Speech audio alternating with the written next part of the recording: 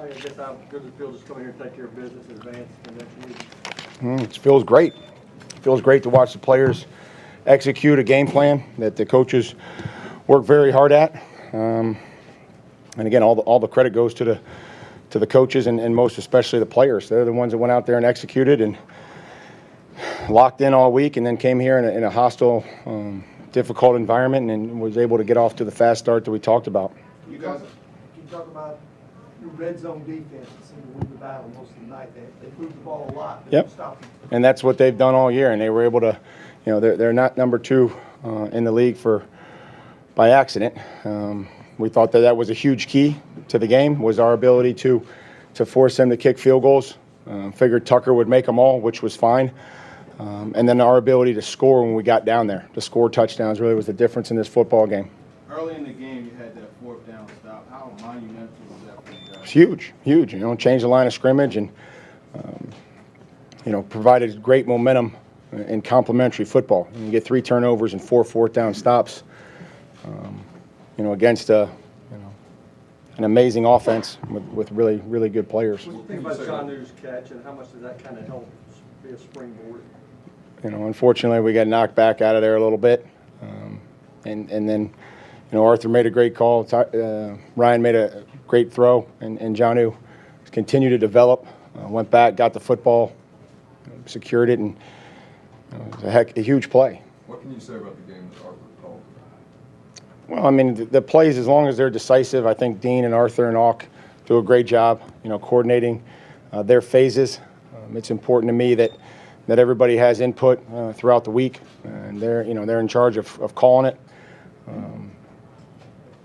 But he's continued to develop, and he's continued to, we're on the same page with a lot of things. When you change a dynamic against a team like that, they haven't lost since September, they're used to playing from ahead.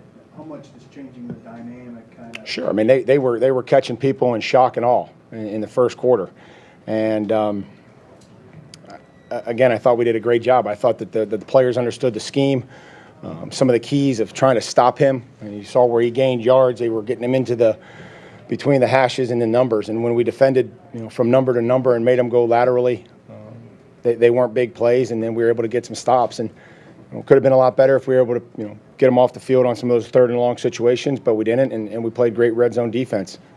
How much has Derek worked on that jump pass? You always put that much work on it? Just trying to find the right time to call it and use it, and it was very well executed. I thought Corey did a fantastic job of going up and getting the football, attacking the football. Something that we practice, and then you gotta have some plays for when you get down there.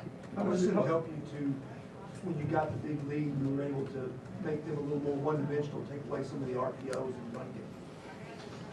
I mean, he's just as dangerous, when he drops back to throw it, as when they, designed to read somebody. So, he made some yards, and, again, we probably knew that we weren't going to just completely eliminate, a dynamic player. But certainly helped. I thought we played the situations, very good when we got down in the red zone.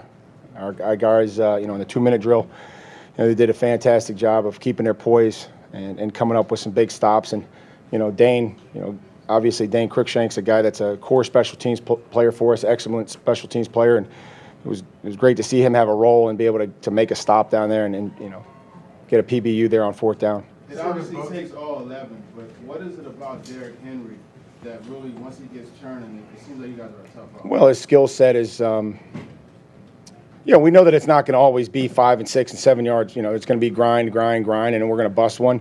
I think they have that kind of confidence to be able to, pick and prod where we're going. I think Keith Carter and Arthur do a great job of kind of figuring out what we want to do based on the looks that we're getting, and to be able to hit some of those runs. And guys are finishing blocks, and when Derek gets to the backside and is able to get to the second level, most of the time he's able to gain a lot of yards. What did you see from David Long this weekend tonight?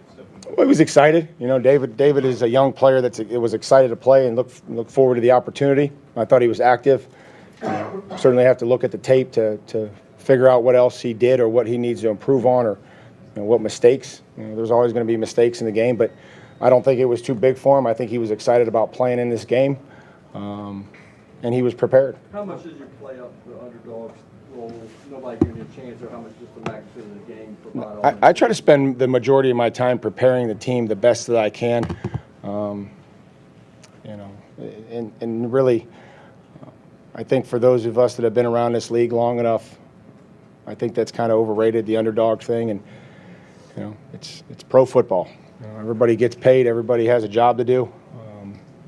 You know, we knew we were going to get on a plane a few weeks ago, and as long as we kept winning, we were going to keep getting on that plane. And we're going to do the same thing this week. We're going to continue to improve, not let complacency sit